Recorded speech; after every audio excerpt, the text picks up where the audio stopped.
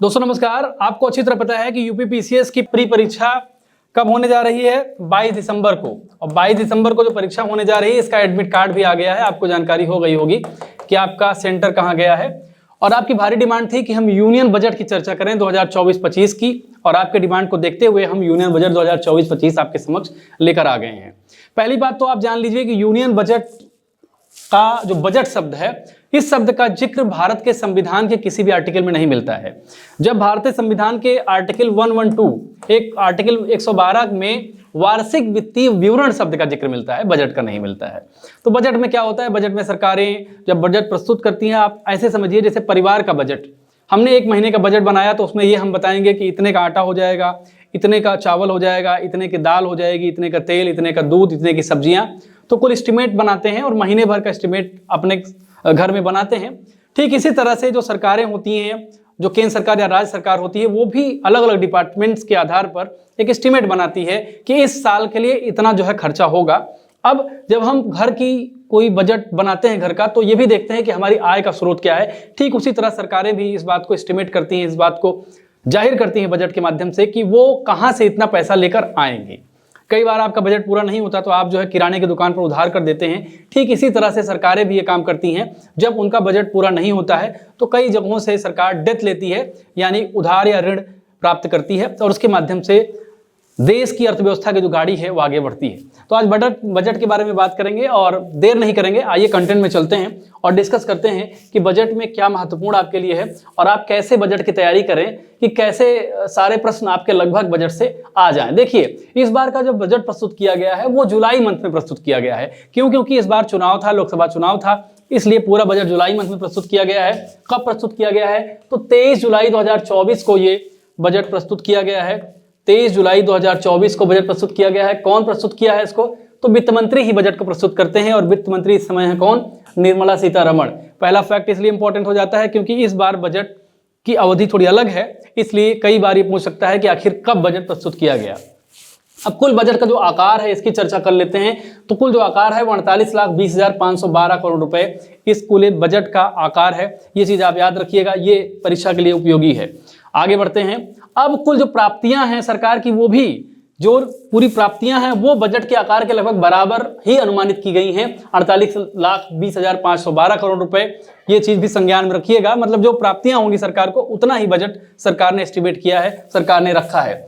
अब कुल प्राप्तियों में से ऋण को अगर निकाल दिया जाए, सरकार जो ऋण लेती है, तो कुल जो प्राप्तियां बचती हैं वो बचती है तकरीबन 32.07 लाख करोड़ रुपए।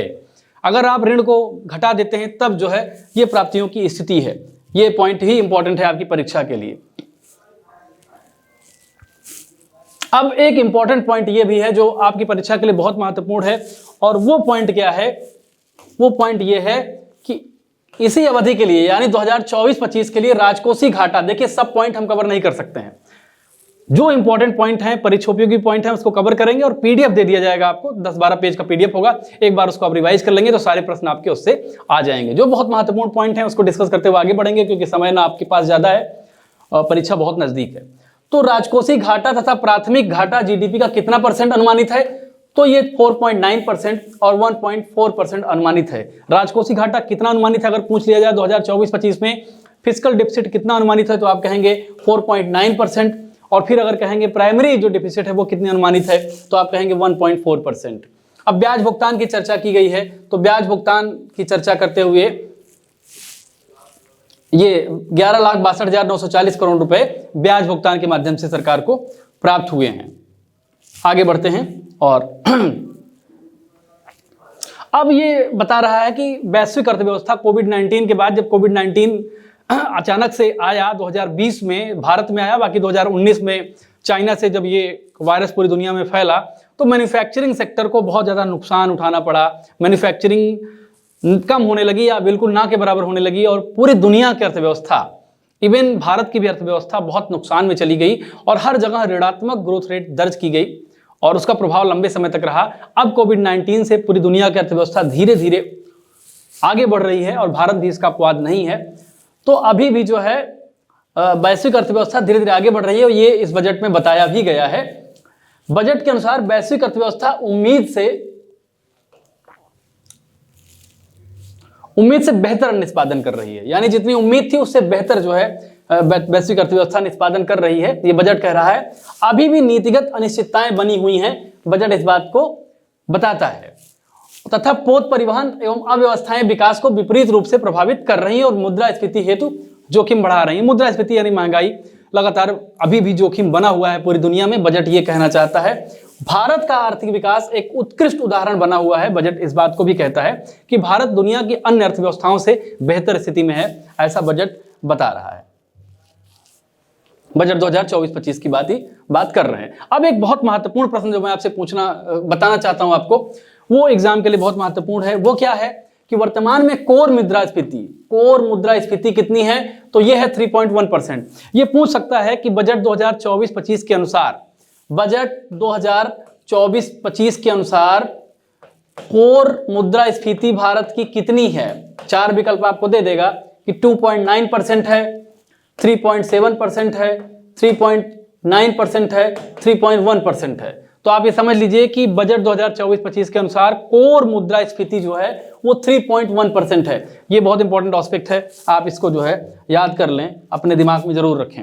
और एक बात यह है कि वीडियो को आप 2 बार देखिए और 1 बार कंटेंट पढ़िए, सब कुछ याद हो जाएगा, परीक्षा में कोई कंफ्यूजन की स्थिति नहीं होगी। बजट से 2-3 सवाल 4 सवाल आएंगे, वो जो है आप कर ले जाएंगे, ये आप समझ लीजिएगा। अब आपके पास थ्योरी पढ़ने का समय नहीं है, थ्योरी पढ़ने के बजाय आप जो है करंट के एस्पेक्ट को लेकर आगे बढ़ते हुए बजट को यहां से कवर कर लीजिए, आपको कोई भी दिक्कत नहीं होगी।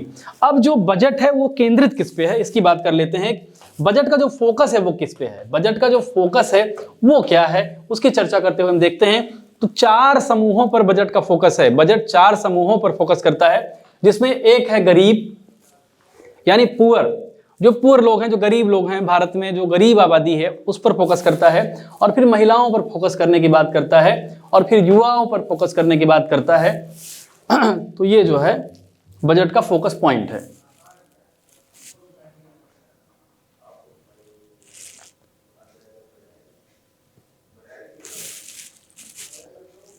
और फिर किसान, ये जो है 4 क्षेत्रों पर फोकस करने की बात करता है, जिसमें गरीब, युवा, किसान और जो है 4 महिलाएं, 4 कोर क्षेत्र हैं जिस पर ये बजट फोकस कर रहा है।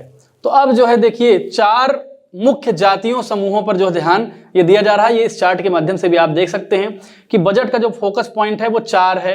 अब 4 में क्या क्या है आपको मैं फिर से एक बार इंगित करवा दूं, ये एग्जाम में पूछ भी सकता है कि बजट किन 4 क्षेत्रों पर फोकस कर रहा है। विकल्प में मान लीजिए दे दिया गरीब, इसके बाद अन्नदाता यानी फार्मर का जिक्र कर दिया, युवाओं का जिक्र कर दिया और महिलाओं का जिक्र कर दिया, पहला विकल्प बना दिया।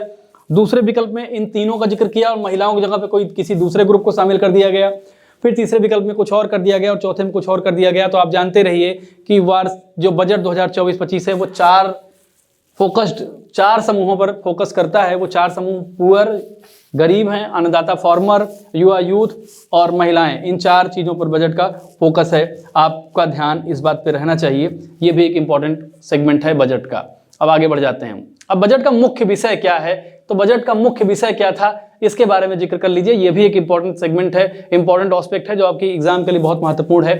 तो बजट का जो विषय है वो क्या है, तो मुख्य रूप से रोजगार कौशल प्रशिक्षण, MSME यानी जो माइक्रो और मिनी जो उद्योग होते हैं, सूक्ष्म लघु उद्योग जो होते हैं, उसकी चर्चा करते हुए उस पर फोकस कर रहा है, यानी रोजगार पर फोकस कर रहा है। एम्प्लॉयमेंट पर बजट का फोकस है, कौशल पर फोकस है, स्किल पर फोकस है। जो अंग्रेजी मीडियम वाले हैं वो भी ध्यान देते हुए बजट को देख सकते हैं, तो उनका भी सारा प्रश्न जो है सही होने की संभावना बढ़ जाएगी। ये समझ लीजिए अगर इस बजट को आपने अच्छे से देख लिया और कंटेंट जो हम अभी प्रोवाइड करने जा रहे हैं उसको अगर पढ़ लिया तो इससे बाहर कोई सवाल नहीं आने जा रहा है बजट से।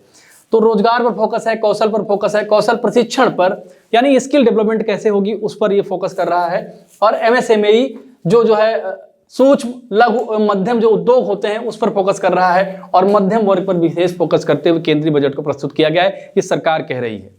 इस संदर्भ में रोजगार, कौशल प्रशिक्षण तथा अन्य अवसरों की सुविधा उपलब्ध कराने हेतु प्रधानमंत्री की 5 योजनाओं तथा पहलों के पैकेज की घोषणा की गई है।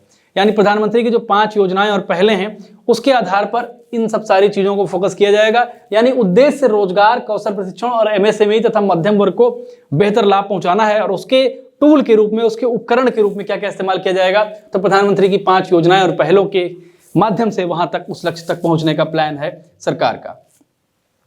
अब प्रधानमंत्री की इन 5 योजनाओं तथा पहलों के माध्यम से 5 वर्ष की अवधि में कितने करोड़ युवाओं को लाभ होगा, बजट क्या कह रहा है? तो 4.1 करोड़ युवाओं को लाभ होगा। यह भी पूछ सकता है कि बजट के अनुसार, बजट 2024-25 के अनुसार प्रधानमंत्री की 5 योजनाओं पहलों के माध्यम से कितने युवाओं को फायदा होगा। तो आपसे 4 विकल्प दे देगा, 4.1 करोड़, 5.1 करोड़, 6.2 करोड़, 7.9 करोड़। तो आपको बताना है 4.1 करोड़, ये चीज आप याद रखिएगा।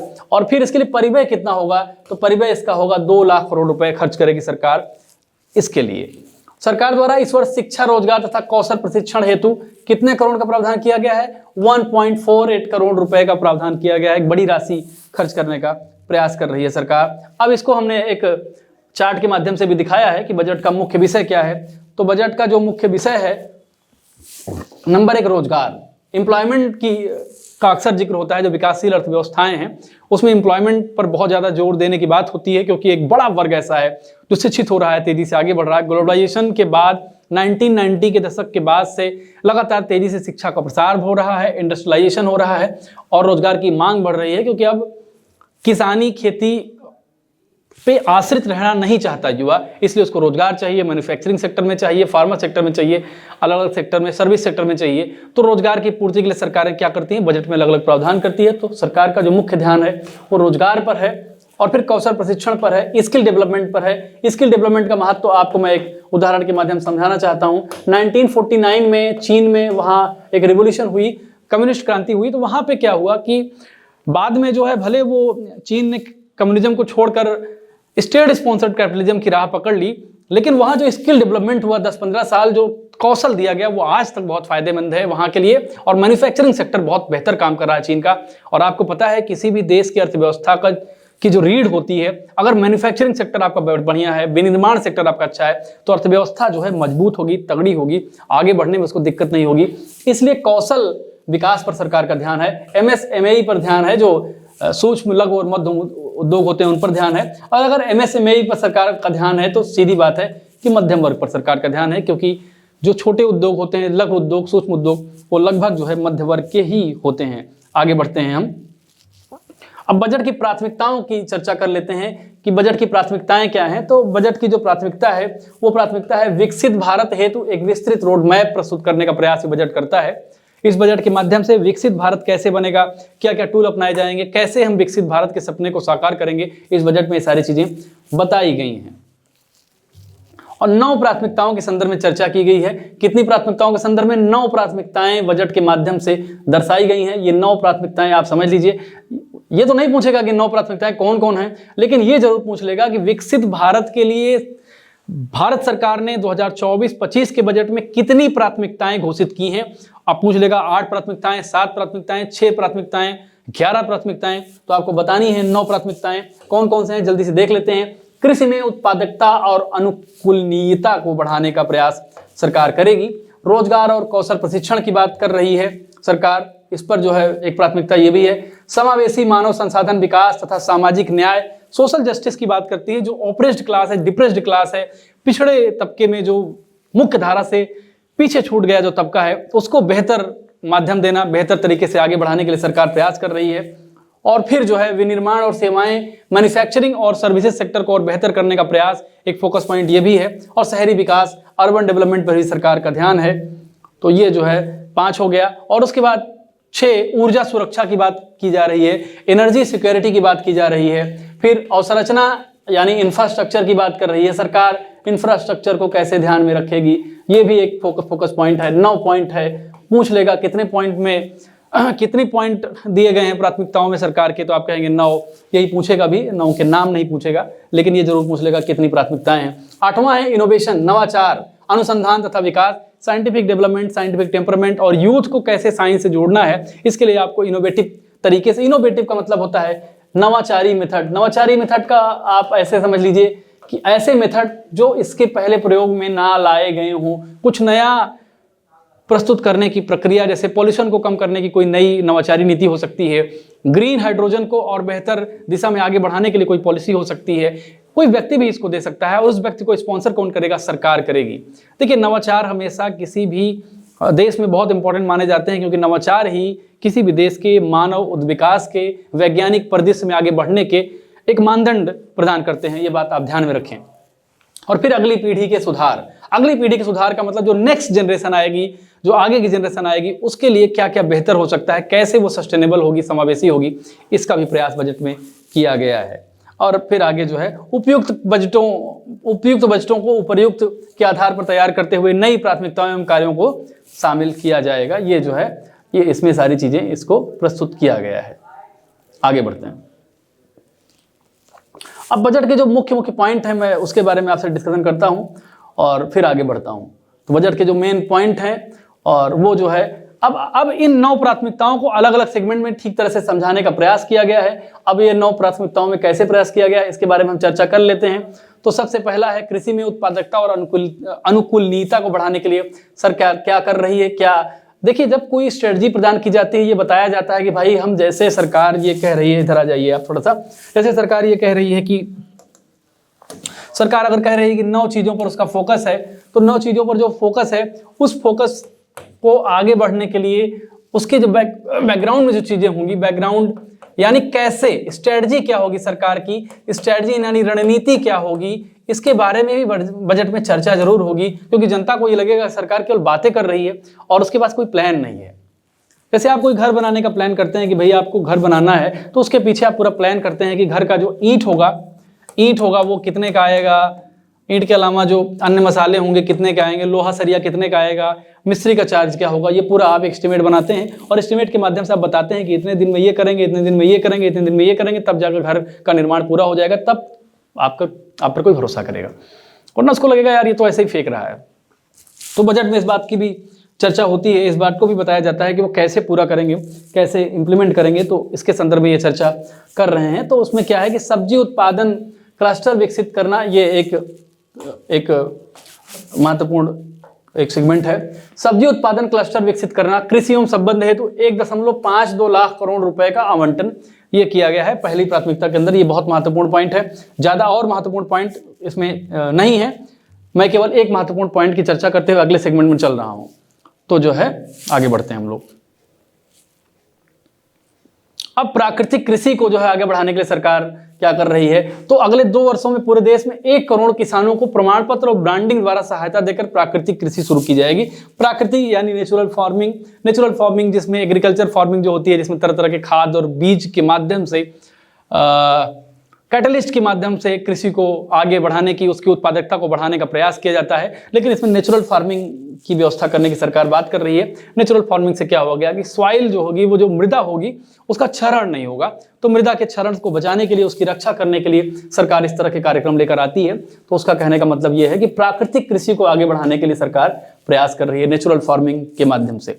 और इसके बाद 1000 आवश्यकता आधारित जैव आदान संसाधन केंद्र खोले जाएंगे, ये सरकार की अगली प्राथमिकता है। कृषि क्षेत्र की बात हो रही, कृषि और एलाइड सेक्टर, झींगा उत्पादन, झींगा मछली होती है और निर्यात के बारे में सरकार क्या कर रही है, इसके बारे में भी थोड़ा चर्चा कर लेते हैं। तो झींगा ब्रूट स्टॉक्स हेतु न्यूक्लियस ब्रीडिंग केंद्रों का नेटवर्क, ये आप याद रखिएगा कि न्यूक्लियस ब्रीडिंग केंद्रों का नेटवर्क स्थापित करने का सरकार प्रयास कर रही है। इसके संदर्भ में बजट में चर्चा की गई है। आगे बढ़िए, आगे है कि कृषि हेतु डिजिटल सार्वजनिक अवसंरचना के विकास की चर्चा हो रही है। तो 3 वर्षों में किसानों और उनकी जमीन को शामिल करने के उद्देश्य से राज्यों के साथ मिलकर कृषि में डीपीआई का कार्यान्वयन करने का भी सरकार प्रयास कर रही है। अब आगे बढ़ते हैं हम। अब अगला पॉइंट है कि 400 जिलों में खरीफ फसल का डिजिटल सर्वेक्षण करने का प्लान है सरकार का।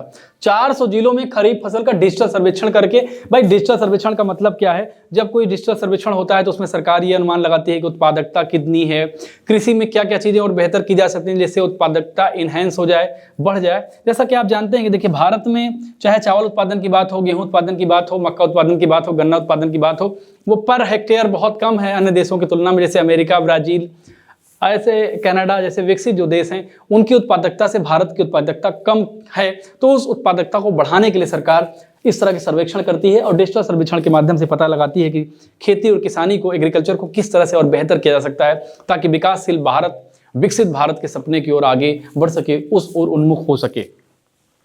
5 राज्यों में समर्थ आधारित किसान क्रेडिट कार्ड जारी किया जाएगा। ये बजट का अनाउंसमेंट है। 6 करोड़ किसानों तथा उनकी जमीन को रजिस्ट्री में दर्ज किया जाएगा।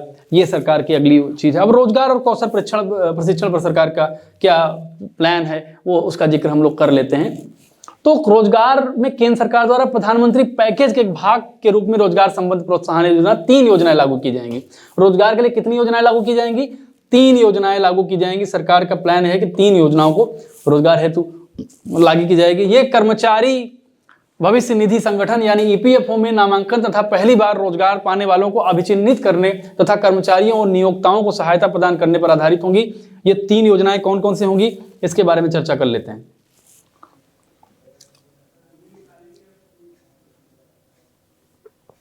अब योजना का है, पहली बार जो योजना का है, पहली योजना का है। अब इसमें क्या है कि ईपीएफओ में पंजीकृत पहली बार रोजगार प्राप्त करने वाले कर्मचारियों को एक माह के वेतन का प्रत्यक्ष लाभ अंतरण 3 किस्तों में किया जाएगा, जो अधिकतम 15,000 रुपए होगा। इस योजना के अंतर्गत पात्रता सीमा 1 लाख रुपए का मासिक वेतन होगा। इससे 210 लाख युवाओं को लाभ प्राप्त होगा। ये जो है पहली योजना है जिसके माध्यम से बात हो रही है। उसके बाद योजना खा है, पहली बार रोजगार प्राप्त करने वालों योजनाओं से संबंध है। प्रथम 4 वर्षों में अंशदान के लिए विशिष्ट पैमाने पर ईपीएफओ अंशदान के लिए कर्मचारी और नियोक्ता दोनों को प्रोत्साहन दिया जाएगा। पहली बार रोजगार प्राप्त करने वाले 30 लाख युवाओं और उनके नियोक्ताओं को लाभ प्रदान करने की कोशिश है सरकार की दूसरी योजना में। इसके बाद तीसरी योजना है, इसमें 1 लाख रुपए प्रतिमाह के वेतन के भीतर सभी अतिरिक्त रोजगारों की गणना की जाएगी। सरकार प्रत्येक अतिरिक्त कर्मचारी के लिए नियोक्ताओं के ईपीएफओ अंशदान हेतु उन्हें 2 वर्षों तक 3,000 रुपए प्रतिमाह की प्रतिपूर्ति करेगी। इससे 50 लाख नौकरियों के सृजन होने की आशा है सरकार को। ये जो है कुल मिलाकर ये रोजगार के लिए योजनाएं हैं, सरकार ये चीज कर रही। फिर कामगारों में महिलाओं की भागीदारी, देखिए जेंडर इक्वलिटी को कैसे एड्रेस किया जाए, लैंगिक असमानता को कैसे एड्रेस किया जाए, उसके बारे में सरकार अपना अपना प्लान लेके आ रही है। तो इस प्लान में ये है कि कामगारों में महिलाओं की भागीदारी कैसे बढ़ाना है। तो उद्योग के सहयोग से कामकाजी महिला हॉस्टलों की स्थापना करके कामगारों में महिलाओं की अधिक भागीदारी को सुविधाजनक बनाने का सरकार का उद्देश्य है। तथा शिशु गृहों की स्थापना की जाएगी ताकि जो महिलाएं हैं जब जॉब में जाएं, जब नौकरी में जाएं, तो उनके शिशुओं को उनका देखभाल हो पाए। तो ये जो है सरकार की अगली प्राथमिकता है। तो ये है, आगे बढ़ते हैं।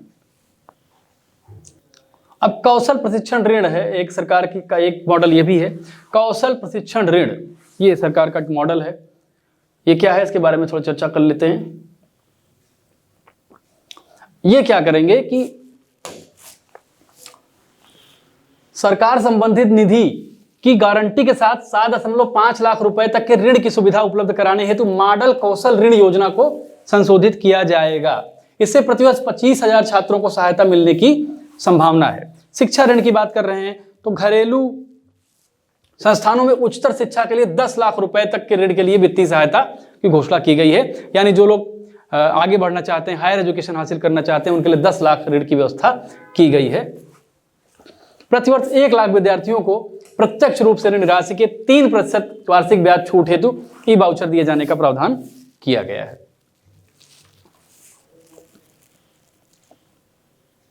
अब कौशल प्रशिक्षण कार्यक्रम पीएम पैकेज जो चौथी योजना है वो क्या है, इसके बारे में जान लेते हैं। तो 5 वर्षों की अवधि में 20 लाख युवाओं को कौशल प्रशिक्षण प्रदान किया जाएगा।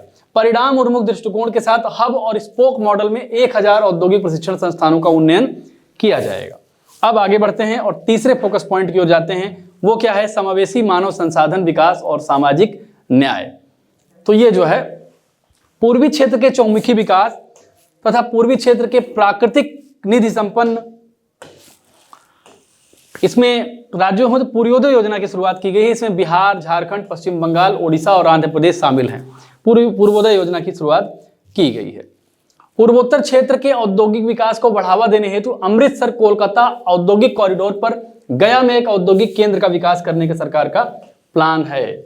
गया का यह औद्योगिक केंद्र देश के सांस्कृतिक महत्व के प्राचीन केंद्रों को आधुनिक अर्थव्यवस्था के लिए भविष्य के केंद्रों के रूप में विकसित करने के लिए एक अच्छा मॉडल होगा। सरकार के बजट में यह भी प्रावधान किया गया है।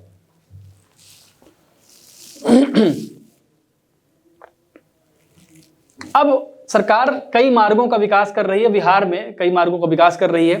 तो क्या क्या विकास कर रही है देख लीजिए। बिहार में 26,000 करोड़ रुपए की लागत से पटना पूर्णिया बक्सर भागलपुर सहित अन्य सड़क संपर्क मार्गों का विकास किया जाएगा तथा 21,400 करोड़ रुपए की लागत से विद्युत परियोजनाओं का विकास किया जाएगा। ये सरकार का प्लान है। पीरपैंती में 2400 मेगावाट के नए विद्युत संयंत्र की स्थापना की जाएगी। ये सारे पॉइंट हैं जो आपकी परीक्षा के लिए महत्वपूर्ण हो सकते हैं। अब आगे बढ़ते हैं हम लोग। अब एक पॉइंट है जो बहुत महत्वपूर्ण है, इसके बारे में आप समझ लीजिए। प्रधानमंत्री जनजाति उन्नत ग्राम अभियान, इसका प्रारंभ किया गया है। ये क्या है? प्रधानमंत्री जनजाति उन्नत ग्राम अभियान एक नया अभियान है जिसमें क्या है कि 63,000 गांवों को, कितना, 63,000 गांवों को आच्छादित करते हुए आदिवासी समुदाय की सामाजिक आर्थिक स्थिति में सुधार करने हेतु प्रधानमंत्री जनजाति उन्नत ग्राम अभियान शुरू किया गया है। ये इंपॉर्टेंट अभियान है, इसको आप याद कर लीजिए, समझ लीजिए। इससे 5 करोड़ जनजाति लोगों को लाभ होगा। देखिए सरकार का फोकस इस समय जनजाति हैं, ट्राइब्स हैं, और सरकार का फोकस जिस पॉइंट पर ज्यादा होता है उस पॉइंट से सवाल पूछे जाने की संभावना अत्यधिक होती है। आप इस बात को अच्छी तरह जान लीजिए। और अगर सरकार का फोकस आदिवासी हैं, एसटीज हैं, तो क्या योजना उनके लिए आई है उससे संबंधित सवाल पूछा जा सकता है। जैसे पूछ लेगा कि प्रधानमंत्री जनजाति उन्नत ग्राम अभियान के तहत कितने गांवों को आच्छादित करने का प्रयास सरकार कर रही है, कितने गांवों को कवर करने का सरकार प्रयास कर रही है, तो 63,000 गांवों को, और इससे कितने जनजाति लोगों को लाभ होगा, तो आप कहेंगे 5 करोड़ जनजाति लोगों को लाभ होगा। अब पूर्वोत्तर क्षेत्र में इंडिया पोस्ट पेमेंट बैंक की 100 से अधिक शाखाएं स्थापित की जाएंगी। ये एक अगला प्लान है सरकार का। अब आंध्र प्रदेश पुनर्गठन अधिनियम की चर्चा की गई है, तो इसमें जो है आंध्र प्रदेश पुनर्गठन अधिनियम के तहत आंध्र प्रदेश को कुछ विशेष छूट दी गई है, कुछ विशेष पैकेज दिया गया है। इसके बारे में जान लेते हैं। ये पूछ सकता है। देखिए बिहार और आंध्र प्रदेश दोनों विशेष पैकेज की मांग कर रहे थे जब एनडीए गठबंधन सरकार आती है। इसमें चंद्रबाबू नायडू और नीतीश कुमार की सहायता से नरेंद्र मोदी फिर प्रधानमंत्री बनते हैं। तो एक बार्गेनिंग करता है, कोई भी दल जो बार्गेनिंग करता है, उस बार्गेनिंग में बिहार और आंध्र प्रदेश को विशेष राज्य के दर्जा दिए जाने की बात थी, लेकिन प्रावधान क्या क्या थे? हालांकि दर्जा तो नहीं दिया गया, लेकिन कुछ विशेष पैकेज जरूर दिया गया। इस विशेष पैकेज में क्या है? इस विशेष पैकेज में है कि 2024-25 में 15,000 करोड़ रुपए की वित्तीय सहायता प्रदान की गई है आंध्र प्रदेश में, आंध्र प्रदेश के लिए। विशाखापट्टनम चेन्नई औद्योगिक कॉरिडोर पर कोपार्थी नोड में और हैदराबाद बेंगलुरु औद्योगिक कॉरिडोर में ओरवाकल नोड में पानी, बिजली, रेल और सड़कों जैसी आवश्यक संरचना का विकास इसके माध्यम से किया जाएगा। ये आप याद कर लीजिए। बस ये इतना याद रखिए कि आंध्र प्रदेश को कितना 1000 करोड़ रुपए दिया गया है, ये आप याद कर लीजिए। जैसे बिहार के बारे में हम 26,000 या कितना 1000 करोड़ था, वो पॉइंट आप याद कर लीजिएगा, क्योंकि ये दोनों पॉइंट महत्वपूर्ण हैं। जब भी कोई विशेष पैकेज की बात होती है तो एग्जाम के लिए महत्वपूर्ण हो जाता है। आगे बढ़ते हैं। प्रधानमंत्री आवास योजना के तहत 3 करोड़ अतिरिक्त मकानों की घोषणा की गई है। अब ये बहुत महत्वपूर्ण पॉइंट है, आप समझ लीजिए। पूछ लेगा कि वर्ष 2024-25 के बजट में प्रधानमंत्री आवास योजना के तहत कितने करोड़ अतिरिक्त मकानों की घोषणा की गई है, और इन अतिरिक्त मकानों में शहरी और ग्रामीण दोनों आएंगे। तो आपको ये बात जरूर ध्यान में रखना होगा। तो आप कहेंगे 3 करोड़ मकानों की बात की गई है। प्रधानमंत्री आवास योजना के तहत 3 करोड़ नए मकान बनाने का टारगेट सरकार ने रखा है। ग्रामीण अवसंरचना सहित ग्रामीण विकास हेतु 2.66 लाख करोड़ रुपए का आवंटन किया गया है। ये जो है एक पॉइंट है। और अब आगे बढ़ते हैं और बढ़ते हैं विनिर्माण और सेवाएं, मैन्युफैक्चरिंग और सर्विसेज पर बढ़ते हैं। तो ये एक नई योजना एक आई है। इस योजना में क्या है? विनिर्माण क्षेत्र में एमएसएमई के लिए ऋण गारंटी योजना। यह योजना संपार्श्विक अर्थात तृतीय पक्ष की गारंटी की बिना मशीनरी एवं उपकरण की खरीद के लिए एमएसएमई को ऋण प्रदान किया जाएगा। जैसे कोई गारंटर की उस तरह जरूरत नहीं होगी, इसका कहने का मतलब है ऋण प्रदान किया जाएगा। और कितना ऋण प्रदान किया जाएगा उसके बारे में आगे जिक्र किया गया है। प्रत्येक आवेदक को 100 करोड़ रुपए तक की गारंटी कवर देनी हो तो एक पृथक स्ववित्त गारंटी निधि बनाई जाएगी, जबकि ऋण की राशि इससे अधिक हो सकती है। एमएसएमई को ऋण के लिए नया निर्धारण मॉडल भी दिया गया है। अब मुद्रा ऋण क्या है? मुद्रा ऋण में तरुण श्रेणी में ऋण सीमा को वर्तमान 10 लाख रुपए से बढ़ाकर 20 लाख रुपए कर दिया गया है। ये एक बहुत महत्वपूर्ण पॉइंट है। अभी तक मुद्रा लोन में जो सर्वाधिक लोन लेने की, ऋण प्राप्त करने की जो सबसे ज्यादा दर थी वो थी कितनी? 10 लाख रुपए। अब हो गई है 20 लाख रुपए। ये चीज याद रखिएगा क्योंकि ये बहुत महत्वपूर्ण पॉइंट है आपके एग्जाम के लिए। अब और एमएसएमई तथा पारंपरिक कारीगरों को अंतरराष्ट्रीय बाजारों में अपने उत्पादों को बेचने में सक्षम बनाने हेतु सार्वजनिक निजी भागीदारी यानी पीपीपी मॉडल में ई कॉमर्स निर्यात केंद्र स्थापित किए जाएंगे। ई कॉमर्स निर्यात केंद्र स्थापित किए जाएंगे। संकट की अवधि के दौरान जैसे कोविड-19 जैसे संकट आ सकता है तो एमएसएमई को ऋण सहायता प्रदान की जाएगी। अब आगे बढ़ते हैं। अब एक पॉइंट और देखिए, मैं सब पॉइंट ना बता के कुछ बहुत महत्वपूर्ण पॉइंट ही डिस्कस करूंगा आपसे और पीडीएफ आपको दे दिया जाएगा, इतना मैं कह सकता हूं। और उस पीडीएफ को आप डाउनलोड कर लेंगे, कमेंट बॉक्स में पिन कर देंगे, आप एक बार पीडीएफ पढ़ लीजिएगा। देखिए, राष्ट्रीय औद्योगिक कॉरिडोर विकास कार्यक्रम के तहत 12 औद्योगिक पार्कों की घोषणा की गई है। कितने औद्योगिक पार्कों की घोषणा की गई है? 12 औद्योगिक पार्कों की भी घोषणा की गई है। महत्वपूर्ण खनिजों के घरेलू उत्पादन, पुनर्चक्रण और उनके ओवरसीज अधिग्रहण के लिए क्रिटिकल मिनरल मिशन की घोषणा की गई है। क्रिटिकल मिनरल मिशन की घोषणा की गई है। अब दिवालियापन समाधान में गति लाने के लिए अधिकरण और अपीलीय अधिकरण को सुदृढ़ करना और अतिरिक्त अधिकरण को स्थापित करने का भी प्रपोजल गवर्नमेंट ने बजट में रखा है। अब इंटर्नशिप अवसर की चर्चा की गई है। इंटर्नशिप अवसर की चर्चा की गई है। देखिए, आपको याद होगा कि लोकसभा चुनाव में राहुल गांधी ने भी इस बात की थी, जो नेता प्रतिपक्ष हैं उन्होंने भी इंटर्नशिप की बात की थी और अब सरकार भी इंटर्नशिप की बात कर रही है। पहली बार भारत में इस तरह की चीज की बात हो रही है। आप जान लीजिए, बहुत महत्वपूर्ण है क्योंकि लोकसभा चुनाव में भी इसकी बहुत चर्चा थी, तो इसलिए बहुत इंपॉर्टेंट हो जाता है। इंटर्नशिप अवसर की चर्चा मिल रही है। इंटर्नशिप अवसर की चर्चा पर बात करेंगे। 5 वर्ष की अवधि में 1 करोड़ युवाओं को शीर्ष 500 कंपनियों में इंटर्नशिप के अवसर को उपलब्ध कराने की योजना सरकार ने लॉन्च करने की घोषणा की है। CSR निधियों के माध्यम से प्रतिमाह 5,000 रुपए का भत्ता और 6,000 रुपए की एक कालिक सहायता प्रदान करने का प्रपोजल गवर्नमेंट ने इस योजना में रखा है। कंपनियों से प्रशिक्षण लागत तथा इंटर्नशिप लागत का 10% अपनी CSR निधि से वहन करने की अपेक्षा सरकार कर रही है। अब शहरी विकास पर चर्चा करते हैं। अब राज्यों के साथ मिलकर केंद्र सरकार द्वारा विकास केंद्रों के रूप में शहरों को विकसित करने की सुविधा हेतु जो प्लानिंग्स हैं उसके बारे में चर्चा करते हैं अब, और फोकस पॉइंट देखते हैं कि क्या क्या किया जाएगा। देखिए, स्टाम्प ड्यूटी महिलाओं द्वारा खरीदी गई संपत्तियों पर स्टाम्प ड्यूटी को कम करने के लिए राज्यों को प्रोत्साहित किया जाएगा। जो महिलाएं संपत्ति खरीदेंगी, स्टाम्प ड्यूटी कम हो जाएगी। सरकार का यह प्रपोजल है। फिर आगे है स्ट्रीट मार्केट। चयनित नगरों में 100 साप्ताहिक हॉट अथवा स्ट्रीट फूड हब विकसित करने की योजना की परिकल्पना सरकार ने इस बजट में की है। फिर जो है ट्रांजिट उन्मुख विकास। 30 लाख से अधिक जनसंख्या वाले 14 बड़े नगरों के लिए ट्रांजिट उन्मुख विकास योजनाओं की चर्चा सरकार ने इस बजट में की है। फिर जल प्रबंधन के लिए क्या क्या योजनाएं हैं, तो विश्वसनीय परियोजनाओं के माध्यम से जल आपूर्ति, सीवेज ट्रीटमेंट तथा ठोस कचरा प्रबंधन परियोजनाओं को बढ़ावा दिया जाएगा तथा 100 बड़े शहरों को सेवाएं उपलब्ध करवाई जाएंगी। ये जो है सरकार के प्लान है। अब पीएम आवास योजना शहरी 2.0 की चर्चा कर लेते हैं। इसके बारे में बजट में चर्चा की गई थी, तो मैं इसकी चर्चा कर लेता हूं। 10 लाख करोड़ रुपए का निवेश करके 1 करोड़ शहरी गरीबों तथा मध्यवर्ग की आवश्यकताएं पूरी की जाएंगी। 10 लाख करोड़ रुपए निवेश किए जाएंगे। अगले 5 वर्षों में 2.2 लाख करोड़ रुपए की केंद्रीय सहायता प्रदान की जाएगी।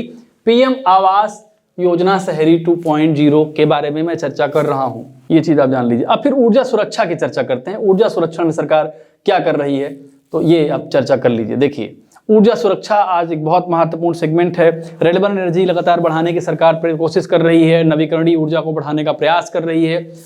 सोलर अलायंस जैसे संगठनों को स्थापित करने में भारत का बहुत बड़ा रोल है। फ्रांस के साथ मिलकर भारत ने इंटरनेशनल सोलर अलायंस की स्थापना 2015 में पेरिस समझौते के तुरंत बाद की थी और उस समझौते का भी उद्देश्य रिन्यूएबल एनर्जी यानी नवीकरणीय ऊर्जा के माध्यम से देश की ऊर्जा आवश्यकताओं को रिन्यूएबल एनर्जी पर टालना है। अभी तक जो पारंपरिक एनर्जी होती है, जो खर्च हो सकती है, इसके बजाय ऐसी एनर्जी खर्च करने का प्रयास करना है जो लगातार रिन्यूएबल होती रहे, पुनर्चक्रीय तरीके से खत्म ना हो, कभी एक रूप से दूसरे रूप में परिवर्तित हो सके। तो ऐसी ऊर्जा आवश्यकताओं को सरकार ध्यान में रख रही है और उसके लिए ऊर्जा सुरक्षा की चर्चा कर रही है। तो क्या है, नाभिकीय ऊर्जा में निजी क्षेत्र के साथ पहल, भारत लघु रिएक्टरों की स्थापना की जाएगी। भारत लघु रिएक्टरों की स्थापना की जाएगी। भारत लघु मॉड्यूलर रिएक्टर का अनुसंधान और विकास किया जाएगा। परमाणु ऊर्जा हेतु नई प्रौद्योगिकियों के अनुसंधान तथा विकास हेतु निजी क्षेत्र के साथ साझेदारी की जाएगी। कुल मिलाकर निजी क्षेत्र को इनवाइट किया जा रहा है कि आप भारत की ऊर्जा आवश्यकता को पूर्ण करने में अपना सहयोग करें। अब ऊर्जा लेखा परीक्षा की चर्चा है। एनर्जी ऑडिट कैसे होगी, तो एनर्जी ऑडिट कैसे होगी उसके बारे में चर्चा है। सूक्ष्म और लघु उद्योगों को स्वच्छ ऊर्जा अपनाने के लिए वित्तीय सहायता भी प्रदान की जाएगी। पीतल तथा सिरेमिक सहित 60 क्लस्टरों में पारंपरिक सूक्ष्म और लघु उद्योगों के लिए निवेश ग्रांट ऊर्जा लेखा परीक्षा की सुविधा करवाई जाएगी। अब आगे है पंप्ड स्टोरेज पॉलिसी। बिजली भंडारण और नवीकरणीय ऊर्जा की बढ़ती हिस्सेदारी के सहज एकीकरण के लिए नीति लाई जाएगी। सरकार के अनाउंसमेंट्स हैं ये। AUSG ताप विद्युत संयंत्र NTPC और BHEL का एक संयुक्त उद्यम पूर्ण क्षमता को 800 मेगावाट के वाणिज्यिक संयंत्र की स्थापना करेगा। ये अब PM सूर्य घर मुफ्त बिजली योजना की चर्चा कर लेते हैं। पूछ लेगा सवाल कि बजट में अनाउंस्ड PM सूर्य घर मुफ्त बिजली योजना में कितने करोड़ घरों को मुफ्त बिजली मिलेगी, तो आप कहेंगे क्या प्लान है? 1 करोड़ घरों को मुफ्त बिजली योजना देने का प्लान है। 300 यूनिट तक प्रतिमाह जो है फ्री बिजली प्रदान की जाएगी। 300 यूनिट तक। अब तक 1.28 करोड़ से अधिक पंजीकरण और 14 लाख आवेदन हो भी चुके हैं। अब सरकार का प्लान अवसंरचना पे क्या है, इंफ्रास्ट्रक्चर पे क्या है, इसके बारे में थोड़ी चर्चा कर लेते हैं कि सरकार इंफ्रास्ट्रक्चर पे क्या करना चाहती है, इंफ्रास्ट्रक्चर पे क्या अनाउंसमेंट्स हुई हैं सरकार का, इसके बारे में थोड़ी चर्चा कर लेते हैं। तो आइए जल्दी से डिस्कस कर लेते हैं। अगले 5 वर्षों में अवसंरचना हेतु सुदृढ़ राजकोषीय सहायता बनाए रखने का प्रयास करना है। अवसंरचना के लिए 11,11,111 करोड़ रुपए का प्रावधान जीडीपी का 3.4% रखा गया है। ये आप समझ लीजिए, इसको याद कर लीजिए। संसाधन आवंटन को सहायता प्रदान करने के लिए राज्यों को दीर्घावधि ब्याज मुक्त ऋण के रूप में 1.5 लाख करोड़ रुपए का प्रावधान इसमें किया गया है। 25,000 ग्रामीण बसावटों को 12 मासी सड़क संपर्क योजना उपलब्ध कराने के लिए PMGSY प्रधानमंत्री ग्राम सड़क योजना का चरण 4 शुरू किया जाएगा। अब सिंचाई और बाढ़ उपशमन की चर्चा कर लीजिए। इसमें क्या है? कोसी मेची अंतर्राज्यीय लिंक तथा 20 अन्य चालू और नई स्कीमों सहित परियोजनाओं के लिए 11,500 करोड़ रुपए के अनुमानित लागत के साथ वित्तीय सहायता प्रदान की जाएगी। असम, सिक्किम और उत्तराखंड में बाढ़ प्रबंधन और संबंधित परियोजनाओं के लिए सहायता प्रदान की जाएगी। हिमाचल प्रदेश में पुनर्निर्माण और पुनर्वास के लिए सहायता प्रदान की जाएगी। आगे बढ़ते हैं और देखते हैं कि पर्यटन में सरकार क्या प्लान कर रही है, सरकार ने क्या अनाउंसमेंट किए हैं। पर्यटन में क्या है कि काशी विश्वनाथ मंदिर कॉरिडोर के मॉडल पर विष्णुपद मंदिर कॉरिडोर और महाबोधि मंदिर कॉरिडोर का विकास करना है। ये सरकार का प्लान है, क्योंकि इससे टूरिज्म को बढ़ावा देने का सरकार का उद्देश्य है। हिंदुओं, बौद्धों और जैन के लिए धार्मिक महत्व के स्थल राजगीर के लिए व्यापक विकास पहल की योजना भी सरकार की है। नालंदा विश्वविद्यालय को इसका गौरवशाली स्थान दिलाने के अलावा नालंदा का एक पर्यटन स्थल के रूप में विकास करना है। ओडिशा को सर्वोत्कृष्ट पर्यटन स्थल बनाने के लिए इसकी दृश्यात्मक सुंदरता, मंदिरों को पर्यटन के हिसाब से आकर्षित करने के लिए जो भी प्लानिंग्स हो जाएंगी सरकार उसको करने का प्रयास करेगी। नवाचार, अनुसंधान और विकास की चर्चा कर लेते हैं। देखिए, मूलभूत अनुसंधान और प्रोटोटाइप विकास के लिए अनुसंधान राष्ट्रीय शोध निधि शुरू की जाएगी। क्या शुरू की जाएगी? अनुसंधान राष्ट्रीय शोध निधि। अब कितने का वित्त पोषण होगा? 1 लाख करोड़ रुपए का वित्त पोषण इसके आधार पर होगा। ये आप याद कर लीजिए। पहली चीज, अनुसंधान राष्ट्रीय शोध निधि शुरू की जाएगी। कितने का पोषण होगा? 1 लाख करोड़ रुपए। 2 इंपॉर्टेंट एस्पेक्ट हैं। फिर आगे बढ़िए और फिर है कि अंतरिक्ष अर्थव्यवस्था। अंतरिक्ष अर्थव्यवस्था में भारत क्या करेगा? अगले 10 वर्षों में अंतरिक्ष अर्थव्यवस्था को 5 गुना बढ़ाने हेतु 1000 करोड़ रुपए का एक वेंचर कैपिटल फंड बनाया जाएगा। अंतरिक्ष अर्थव्यवस्था पूछ लेगा कि भारत को स्पेस इकोनॉमी, अच्छी स्पेस इकोनॉमी बनाने के लिए भारत सरकार ने कितने करोड़ रुपए का वेंचर कैपिटल स्थापित करने का अनाउंसमेंट किया है बजट में, तो आप कहेंगे 1000 करोड़ रुपए। ये पूछ सकता है क्योंकि अंतरिक्ष इकोनॉमी एक बहुत हॉट टॉपिक है, इसलिए आप इसको याद रखें। अब 9वां पॉइंट है अगली पीढ़ी के सुधार। इसकी चर्चा कर लेते हैं। तो ग्रामीण और शहरी भूमि संबंधी कार्य, सभी भूखंडों के लिए अनन्य भूखंड पहचान संख्या यानी unique land parcel identification number अथवा भू आधार शहरी क्षेत्र में GSIR मैपिंग के साथ भू अभिलेखों का डिजिटलीकरण किया जाएगा। वर्तमान स्वामित्व के अनुसार मानचित्र उपप्रभाग का सर्वेक्षण भू रजिस्ट्री की जाएगी। जलवायु वित्त पोषण के लिए टैक्सोनॉमी, जलवायु अनुकूलन और उपशमन से संबंधित निवेशों के लिए पूंजी की उपलब्धता बढ़ाई जाएगी। FDI और ओवरसीज निवेश, FDI को सुगम बनाने और ओवरसीज निवेश यानी जो इंटरनेशनल जो ओवरसीज निवेश होते हैं उनकी मुद्रा के रूप में भारतीय रुपए का उपयोग करने के अवसरों को बढ़ावा देने का प्लान सरकार इस बजट के माध्यम से कर रही है। एक योजना है एनपीएस वात्सल योजना, अवयस्कों के लिए माता पिता और अभिभावकों द्वारा अंशदान की योजना प्रारंभ की जाएगी। अब नई पेंशन योजना एनपीएस की शुरुआत सरकार ने की है, उसका अनाउंसमेंट किया है, ये आप जानते होंगे। देखिए मैं इंपॉर्टेंट चीजें ही आपको बताऊंगा, और बाकी चीज आप पीडीएफ से पढ़िएगा, और आप अगर वीडियो देखेंगे और पीडीएफ पढ़ेंगे तो आपकी सारी चीजें लगभग पूरी हो जाएंगी और आपको दिक्कत नहीं आएगी। अब आगे बढ़ते हैं और देख लेते हैं। अब देखते हैं प्रमुख स्कीमों के लिए क्या आवंटन किया गया है। ये जो है हम बहुत इंपॉर्टेंट चीज पर डिस्कस करने चल रहे हैं, ये आपकी परीक्षा के लिए बहुत ही महत्वपूर्ण है। देखिए प्रमुख स्कीमों के लिए आवंटन, अब 2024-25 का बजट है, इसमें प्रमुख स्कीमों के लिए कितना आवंटन किया गया है। तो ये जो है जो स्कीम्स हैं, पहली स्कीम है मनरेगा। प्रश्न पूछ सकता है कि 2024-25 के बजट में मनरेगा के लिए कितना आवंटन किया गया है। तो ये आवंटन किया गया है 2023-24 में कितना था, ये 60,000 करोड़ रुपए था। इस साल बढ़कर कितना हो गया है, 86,000 करोड़ रुपए हो गया है। इसको आप याद रखिए, पिछले साल 60,000 करोड़, इस बार 86,000 करोड़ रुपए का आवंटन किया गया है, अनुमान लगाया गया आवंटन का।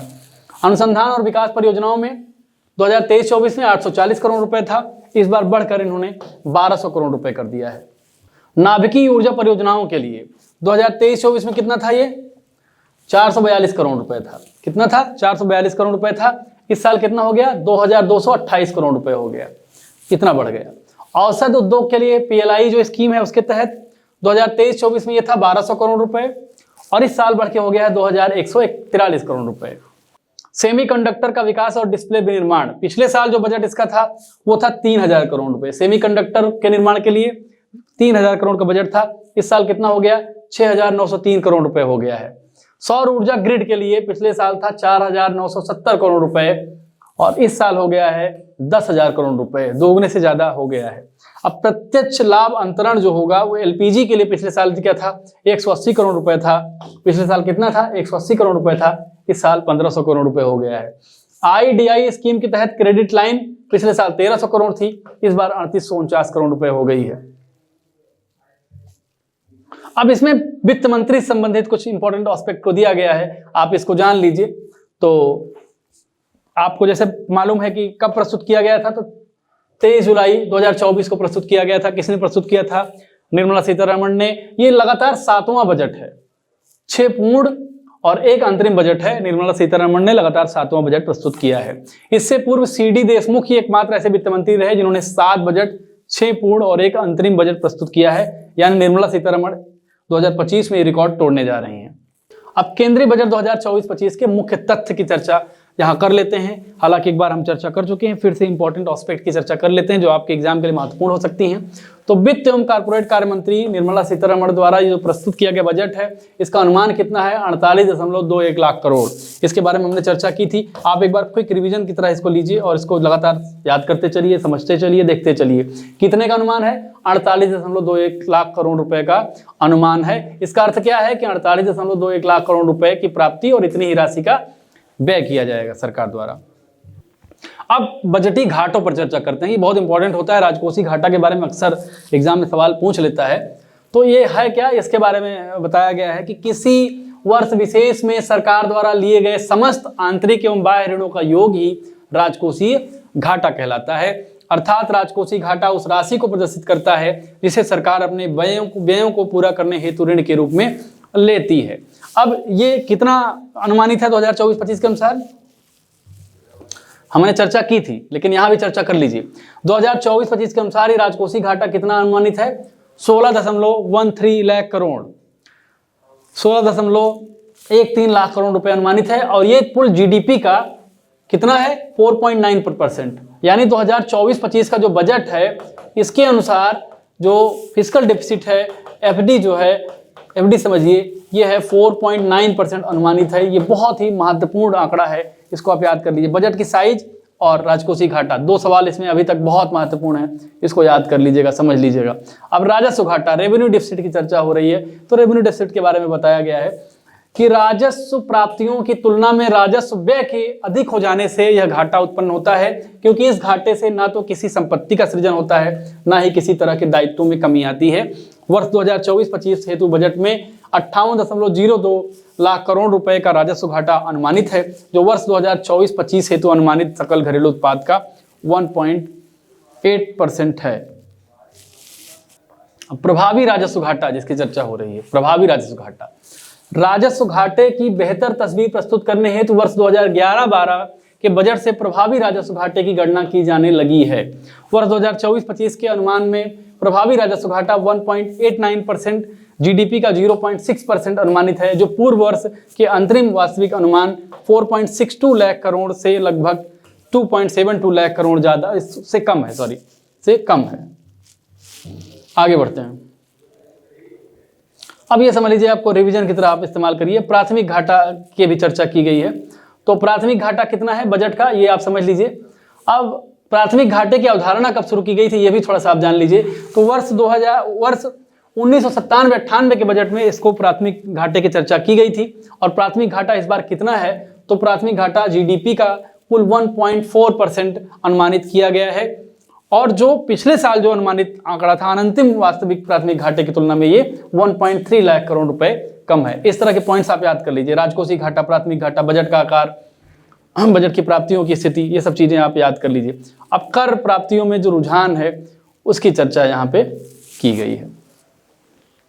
कर प्राप्तियों का रुझान है, इसके बारे में चर्चा की गई है। आप पीडीएफ के हिसाब से देखिएगा, इसको एक बार आप रिवाइज कर लीजिएगा तो आपको सारी चीजें क्लियर हो जाएंगी।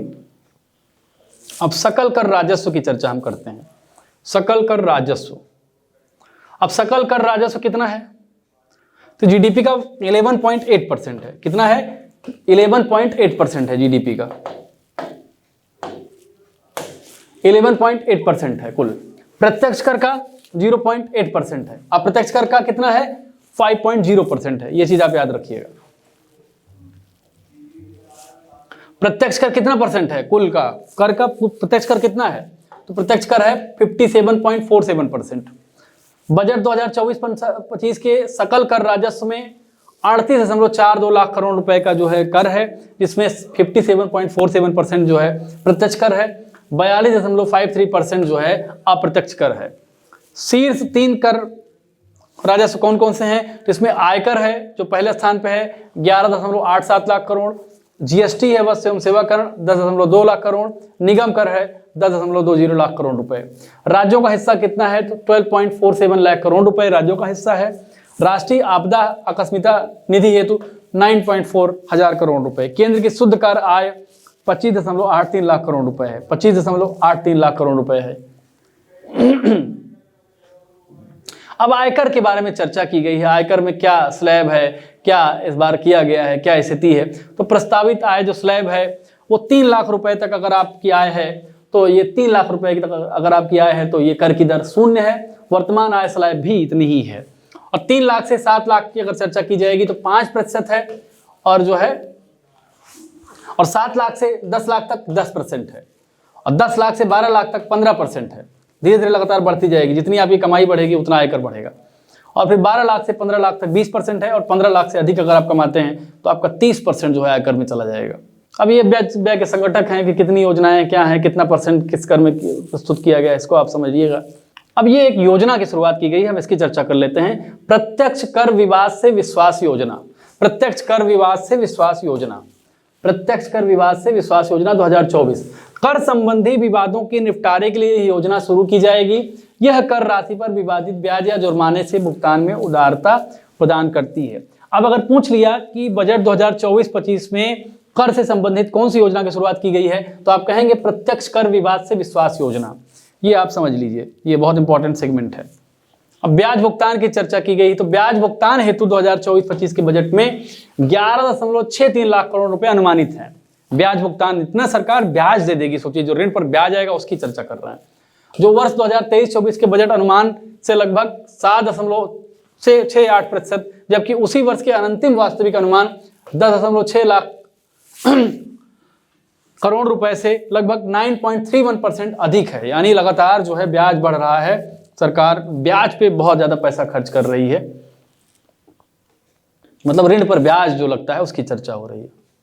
अब प्रमुख मदों पर खर्च है, ये एक इंपॉर्टेंट सेगमेंट है, इसको आप समझ लीजिए कि सरकार कितने मद पर कितना खर्च कर रही है, ये बहुत महत्वपूर्ण होता है, कई बार सरकार डायरेक्ट जो है प्रश्न पूछ लेता है एग्जाम में, तो ये आप जान लीजिए। देखिए पेंशन पर सरकार खर्च कर रही है 24,000, पेंशन पर सरकार खर्च कर रही है 2,43,296 करोड़ रुपए पेंशन पर खर्च कर रही है। रक्षा पे कितना खर्च कर रही है, तो 4,54,773 करोड़ रुपए जो है खर्च कर रही है सरकार। कृषि और संबद्ध कार्यकलाप पर खर्च कर रही है 1,51,851 करोड़ रुपए।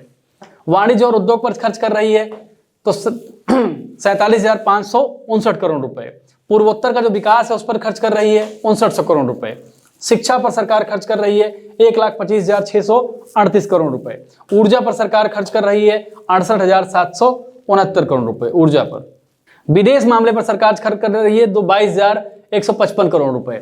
स्वास्थ्य पर सरकार खर्च कर रही है कितना, 89,287 करोड़। देखिए स्वास्थ्य पर जैसे जैसे खर्च बढ़ता जाएगा वैसे वैसे देश विकासशील से विकसित देश बनने की ओर उन्मुख हो जाएगा, क्योंकि स्वास्थ्य पे खर्च बढ़ना जरूरी है। सरकार लगातार प्रयास भी कर रही है।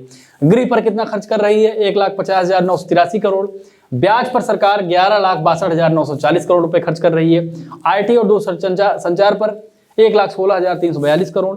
ग्रामीण विकास पर 2,65,808 करोड़ रुपए। वैज्ञानिक विभाग पर 32,736 करोड़ रुपए सरकार खर्च कर रही है, खर्च करने का अनुमान है।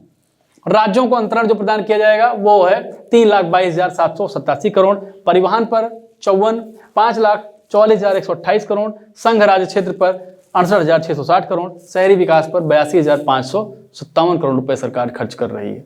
अब ये एक चार्ट है, इस चार्ट के माध्यम से इसमें दिखाने का प्रयास किया गया है कि कितनी बजट वित्तीय कितनी राजस्व प्राप्तियां हैं। मैंने उसकी चर्चा ऑलरेडी कर दी है, तो आप PDF के माध्यम से ही देखिएगा। हम आगे बढ़ते हैं। अब योजनाओं में किस योजना में कितना आवंटन किया गया है, ये भी एक बहुत महत्वपूर्ण सेगमेंट है जिसको आपको जानना चाहिए कि योजनाओं में कैसे आवंटन है, कितना आवंटन है। तो PM पोषण जो योजना है उसके तहत 12,467 करोड़ रुपए का आवंटन की अनाउंसमेंट की गई है। जल जीवन मिशन के तहत 70,163 करोड़। प्रधानमंत्री आवास योजना ग्रामीण के लिए 54,500 करोड़। प्रधानमंत्री ग्राम सड़क योजना के लिए 19,000 करोड़ रुपए का प्रावधान किया गया है। PM किसान के लिए 60,000 जो है करोड़ रुपए की चर्चा का अनाउंसमेंट किया गया है। प्रधानमंत्री आवास योजना शहरी के लिए 30,171 करोड़ रुपए। प्रधानमंत्री गरीब अन्न योजना 2,05,250 करोड़ रुपए, 2,05,250 करोड़ रुपए ये पहुंच सकता है। मनरेगा के लिए 86,000 करोड़ रुपए हमने ऊपर चर्चा की थी। प्रधानमंत्री आवास योजना ग्रामीण शहरी दोनों को मिलाकर कितना खर्च कर रही है सरकार, तो 84,671 करोड़ रुपए। जल जीवन मिशन राष्ट्रीय ग्रामीण पेयजल मिशन के लिए 70,163 करोड़ रुपए खर्च कर रही है सरकार। समग्र शिक्षा के लिए 37,500 करोड़ रुपए खर्च कर रही है सरकार। सक्षम आंगनवाड़ी और पोषण 2 के लिए 21,200 करोड़ रुपए। राष्ट्रीय ग्रामीण आजीविका मिशन आजीविका के लिए 15,047 करोड़ रुपए सरकार खर्च कर रही है। प्रधानमंत्री फसल बीमा योजना के लिए 14,600 करोड़ रुपए सरकार खर्च करने का प्रयास करेगी। स्वच्छ भारत मिशन के लिए 12,192 करोड़ रुपए। सब्सिडी की चर्चा की गई है, तो सब्सिडी क्या क्या है, किसको कितना % दिया गया है, तो कुल सब्सिडी जो है कितना है, कुल सब्सिडी बजट अनुमान 2024-25 के अनुसार से जो है एक सब्सिडी प्रदान की जा रही है कितनी है, 4,28,422.67 लाख करोड़ रुपए है। यही आप याद रखिएगा, सबसे इंपॉर्टेंट डेटा इसका यही है। इतना अंदर घुस के सवाल नहीं पूछेगा कि अलग अलग सेगमेंट में सवाल पूछे कि किसको कितना सब्सिडी प्रदान की गई है। अब एक नज़र में बजट रेल बजट की चर्चा हो गई है। अब रेल बजट की चर्चा की गई, तो रेल बजट 2024-25 जल्दी से देख लेते हैं। अब 2024-25 की ही चर्चा करेंगे। इसकी चर्चा हम करेंगे तो कुल 2,800 करोड़ रुपए का जो है बजट अनुमान निवल राजस्व नेट रेवेन्यू की चर्चा की गई है। नेट रेवेन्यू की चर्चा का अनुमान किया गया है और परिचालन अनुमान जो है वो 98.22% है। और वह रेलवे की आय, देखिए रेलवे की आय की चर्चा की गई है, तो रेलवे की आय आप समझ लीजिए। तो रेलवे की आय की चर्चा की गई है। यात्रियों के माध्यम से कितना रेलवे की आय हुई है, तो यात्रियों के माध्यम से रेलवे की आय होने की संभावना है 1,80,000 करोड़ रुपए। ये आय इतनी आय होगी और माल ढुलाई के माध्यम से होगी 80,000 करोड़ रुपए।